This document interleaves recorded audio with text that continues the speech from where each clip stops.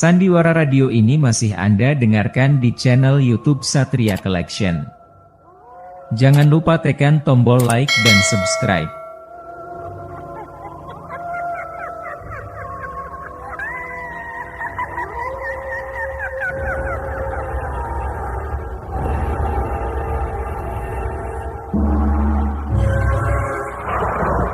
Denhas Adiasmara dengan bangga mempersembahkan serial Sandiwara Radio Misteri Mak Rompang, Misteri Mak Rompang, Misteri Mak Rompang.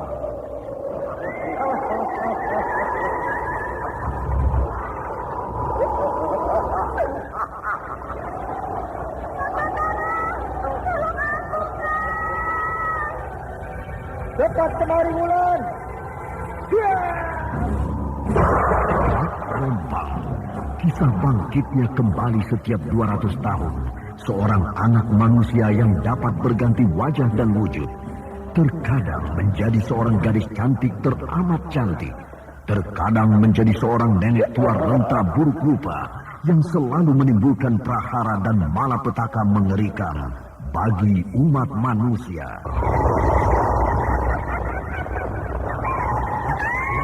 Bahaya, kita dalam bahaya.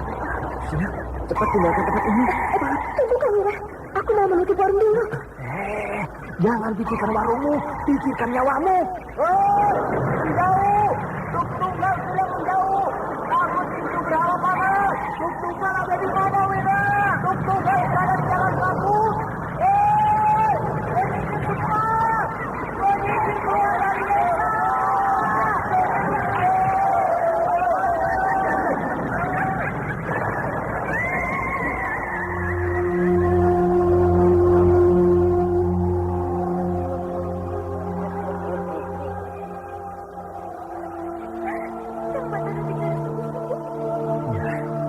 Karena saya mencintaimu, Wulandari.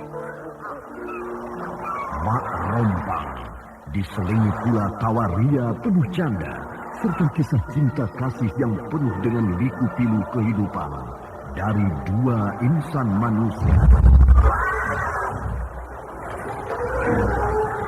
Awas di belakangmu, Wulandari.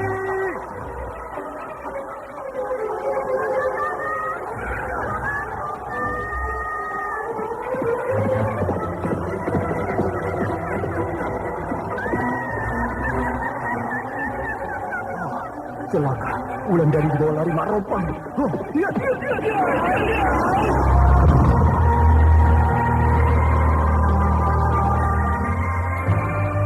Didukung artis-artis terkenal Ferry Fadli, Yvonne Rose, Anna Sambayan, dan sederet bintang-bintang terkenal lainnya.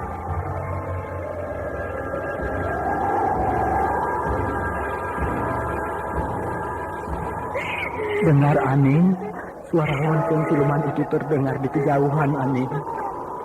Lebih baik aku mati diterkam lonceng itu daripada aku menerima penghinaan seperti ini.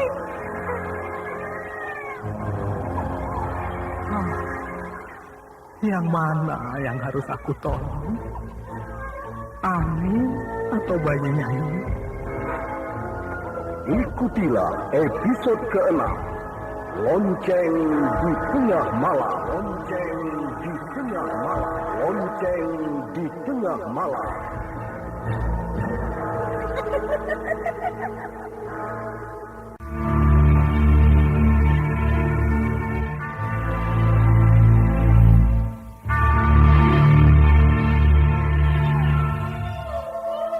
Naskah buah karya Asmadi Syafar.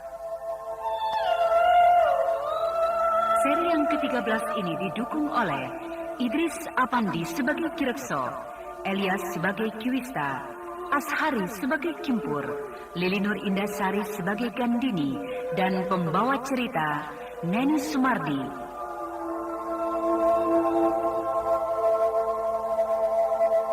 Teknik dan montase Indra Mahendra dengan sutradara Denny Denhas.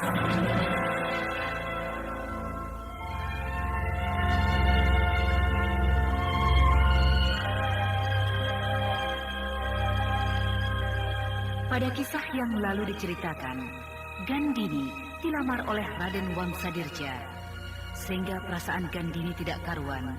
Kadang-kadang suka, kadang-kadang gelisah bila dia ingat Batara, karena laki-laki itu tidak ada tandingannya bagi Gandini. Namun yang paling terpukul dengan peristiwa itu adalah Tembong, karena sejak dulu Tembong sangat mencintai Gandini, walau dia tahu bahwa untuk mendapatkan Gandini sangat tipis harapannya.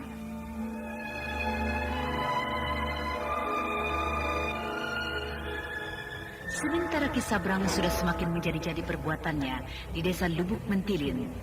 Dia seolah merasa sudah menjadi kepala desa itu.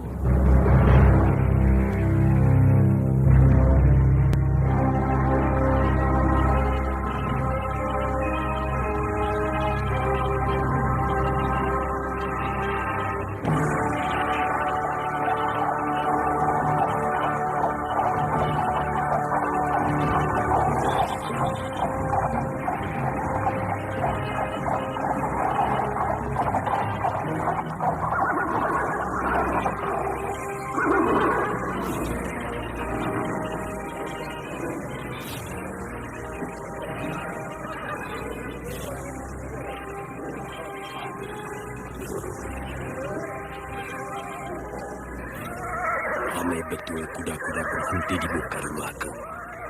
Siapakah gerangan mereka yang menunggang kuda-kuda itu? Coba kau lihat siapa yang datang itu, Wista. Jangan-jangan petugas kerajaan datang menagih upeti yang belum kita kirimkan, Ki Lurah. Kau jangan membuat cemas perasaanku. Cobalah lihat dulu. Baik, Ki Lurah. Permisi.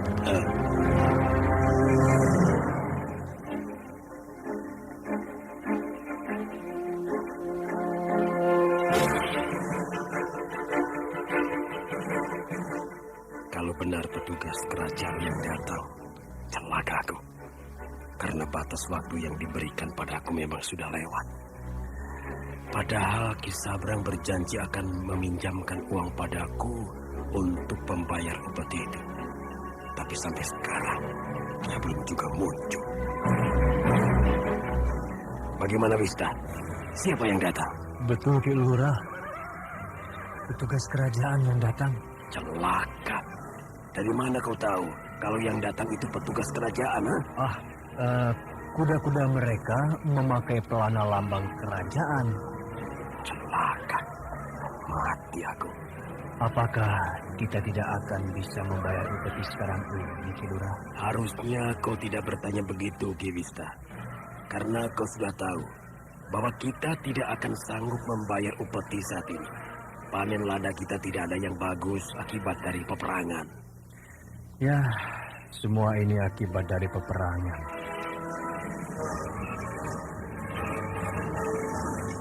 Tapi apakah kerajaan tidak bisa memaafkan kita, Ki Lurah? Karena ini bukan kesalahan kita. Tapi semua ini akibat perang. 1 minggu yang lalu sudah aku jelaskan pada petugas kerajaan yang datang kemari. Tapi mereka pun membutuhkannya untuk menunjang kerajaan yang sedang dalam bahaya perang. Tapi baiklah, akan aku mohon sekali lagi pada mereka, supaya upeti kali ini dihapuskan saja, karena kita memang sudah tidak sanggup membayarnya. Apakah sudah kau bukakan pintu gerbang, supaya mereka bisa masuk ke halaman rumahku ini?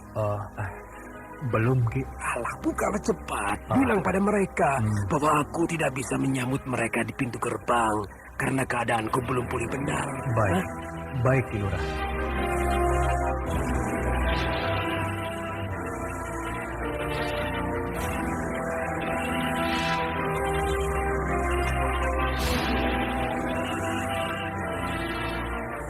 Kalau petugas-petugas itu tidak mau mengerti juga, lalu mereka memaksa aku dengan kasar, maka apa boleh buat, kerisku ini akan bicara.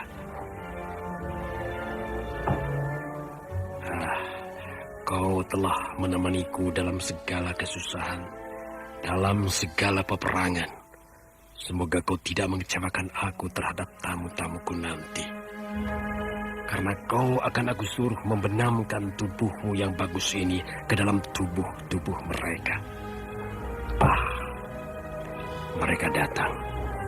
Aku tidak melihatkan bahwa aku sudah siap dengan senjataku. Bapak? Oh, kau anakku? Iya, Ki Lurah. Kau sehat? Seperti yang Ki Lurah lihat. Syukurlah. Kaukah yang datang bersama para petugas kerajaan? Iya, mereka mengawal aku. Hah? Mengawal? Mengawal atau menangkapmu? Ha? Mereka mengawalku. Tapi Ki Lurah cemas kelihatannya. Cemas karena anakku dalam bahaya. Oh, aku tidak dalam bahaya, Ki Lurah. Bahkan aku membawa kabar baik. Hah? Kabar baik? Suruh masuklah para petugas kerajaan itu. Sudah, mereka sudah masuk. Kini mereka sedang beristirahat di rumah samping bersama Ki Wista. Baguslah kalau begitu. Seperti ada yang Ki Lurah cemaskan. Boleh kan aku mengetahuinya? Aku cemas karena aku belum sanggup membayar upeti pada kerajaan. Oh, itu sebabnya. Ki Lurah jangan cemas. Aku yang akan bicara nanti pada kerajaan. Hah? Kau akan bicara dengan kerajaan? Kau akan bicara langsung dengan Sri Baginda Maharaja? Bukan, tapi aku kenal dengan seorang bangsawan bernama Raden Wangsadirja. Oh, ternyata aku tidak sia-sia mempunyai anak sepertimu, Gandini. Kenapa begitu, Ki Lurah? Raden Wangsadirja adalah salah satu anak panglima perang kerajaan. Hebat kau anakku. Aku sendiri mungkin harus menyembah 1000 kali untuk bisa bertemu dengan Raden Wangsadirja. Tapi sekarang kau semudah itu untuk bisa berkawan dengan dia. Kepulanganku kemari juga ada urusan dengan dia, Ki Lurah. Semoga Ki Lurah berkenan menerima utusannya. Oh, tentu. Dengan segala senang hati aku akan menerima utusannya. Baik, akan aku panggil utusan itu. Biar aku yang memanggilnya, Gandini. Oh, Ki Wista, terima kasih, Ki.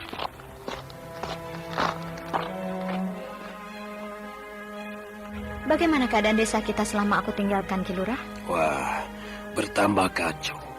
Apalagi sejak Ki Sabrang aku beri kepercayaan menjalankan tugasku sebagai lurah desa ini. Hah? Ki Sabrang? Iya. Dia menggantikan aku untuk sementara saja sampai aku sembuh seperti sedia kala.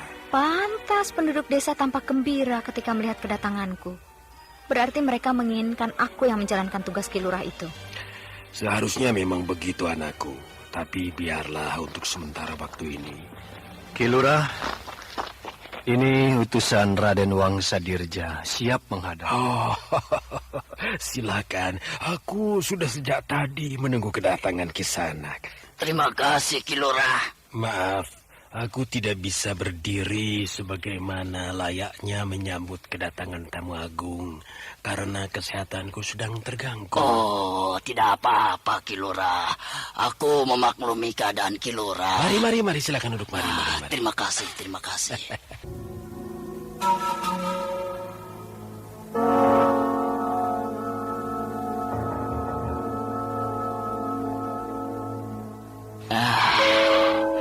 Kehadiranku di desa ini adalah sebagai wakil Raden Wangsadirja. Ya. Karena Raden Wangsadirja tidak bisa langsung datang kemari, Ki Lurah. Ya, maklumlah Ki Lurah. Karena beliau itu banyak pekerjaan di kota raja. Kehadiran Kisanak pun sudah merupakan kehadiran Raden Wangsadirja bagiku. Sehingga aku merasa mendapat kehormatan besar hari ini. Terima kasih, Ki Lurah. Rupanya aku disambut sebagaimana mestinya menyambut Raden Wangsadirja. Oh, tentu. Raden Wangsadirja bukanlah nama yang asing bagi kami di desa ini. Sehingga kami tentu akan menghormati setiap utusan yang datang atas nama beliau.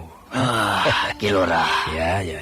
Pertama-tama aku ingin memperkenalkan diri. Namaku Kimpur. Jabatanku sehari-hari adalah orang kepercayaan Raden Wangsadirja. Ya, sehingga untuk datang kemari pun Raden Wangsadirja mempercayakan kepadaku. Ya. Kini aku maklum kedudukan Ki Kimpur sekarang. Terima kasih. Yang kedua, Kedatanganku kemari adalah diutus untuk melihat dan menanyakan kesehatan Kilurah. Apakah Kilurah sudah berangsur baik? Berkat doa Raden Wangsadirja, kesehatanku sudah berangsur-angsur pulih kembali. Oh, syukurlah kalau begitu. Untuk itu, Raden Wangsadirja menyampaikan salam pada Kilurah. Terima kasih. Sekali lagi terima kasih. Apa maksud kedatangan utusan Raden Wangsa ini kemari? Sejak tadi dia bicara masih berbahasa basi. Mungkin sejak tadi Kilurah bertanya-tanya apa maksud kedatanganku kemari ini. Ya. Aku memang belum mengerti maksud kedatangan Kisana ke rumahku ini. Begini, Kilurah. Bagaimana? Maksud aku diutus oleh Raden Wangsadirja kemari ini adalah untuk melamar putri Kilurah yang bernama Gandini. Melamar anakku? Melamar anakku untuk... Iya, untuk dijadikan istri Raden Wangsadirja. Oh... Dari mana aku mendapat kehormatan sebesar ini, Ki Kimpur? Betulkah yang aku dengar ini? Oh, betul, Kilurah. Mimpi apa aku sebenarnya, Ki Kimpur? Bukan mimpi, Kilurah, tapi ini adalah kenyataan. Tapi... apakah Kilurah meragukan lamaran Raden Wangsadirja untuk anak Kilurah? Bukan itu. Tapi apakah pantas Raden Wangsa beristri anakku, Ki Kimpur? Kenapa tidak, Kilurah? Karena kami bukanlah turunan bangsawan seperti Raden Wangsadirja. Kami hanyalah turunan kepala desa. Sri Baginda Maharaja tidak akan mengangkat seseorang jadi kepala desa bila orang itu tidak mempunyai garis bangsawan. Iya. Tapi nilai kebangsawanan aku ini tidaklah sederajat dengan Raden Wangsa. Nah, dengan perkawinan Raden Wangsa dengan Gandini nantinya, Kilurah, maka tentu derajat kebangsawanan Kilurah akan naik. Ya, tentu. Bagaimana, Wista? Apa pendapatmu? Saya tidak punya pendapat lain selain menerima pinangan ini, Kilurah. Karena kejadian seperti ini sangatlah langka. Ini adalah kehormatan bagi Kilurah dan juga kehormatan bagi seluruh desa. Iya. Ini adalah kehormatan bagi seluruh penduduk desa. Nah, Ki Kimpur, atas nama seluruh keluargaku, atas nama seluruh rakyat desa ini, aku menerima pinangan Raden Wangsadirja untuk anakku Gandini. Terima kasih. Berarti kedatanganku ini tidak sia-sia, Kilurah. Sampaikan salam hormatku pada Raden Wangsadirja di Kota Raja. Oh iya. Akan aku sampaikan, Kilurah.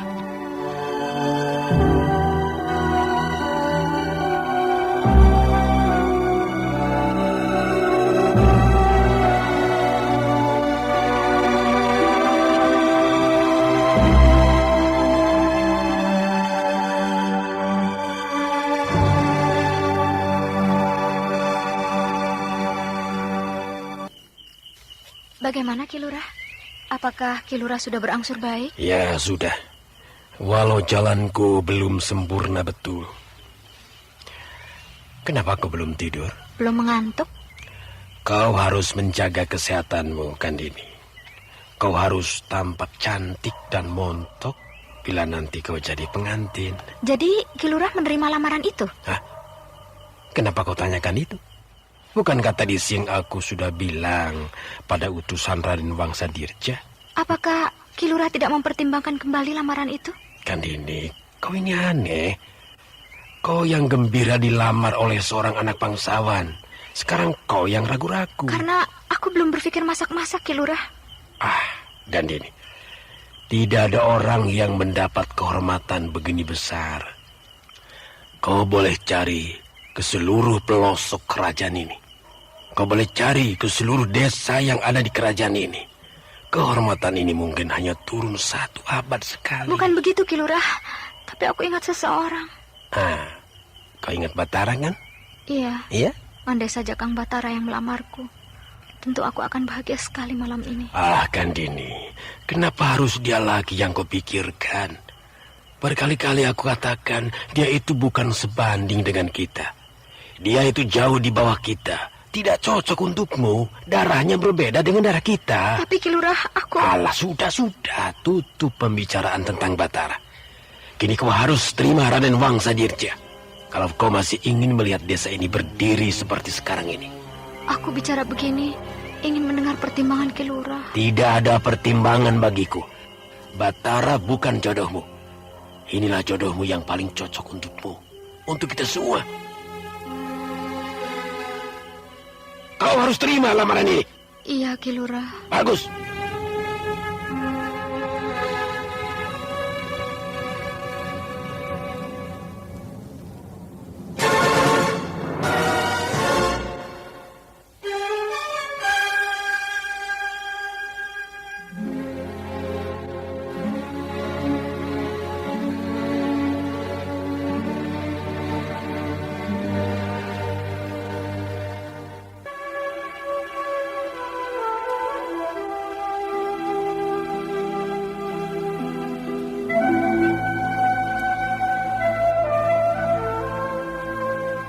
Gandini duduk termenung memikirkan Batara. Sementara wajah Raden Wangsa Dirja bermain-main di ambang matanya. Ki Rekso memperhatikan putri satu-satunya itu dengan harapan yang melambung tinggi.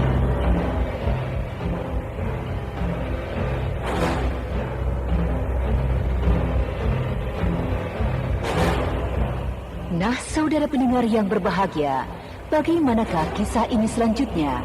Untuk mengetahui jawabannya, ikutilah terus serial Sandiwara Radio ini. Sampai jumpa.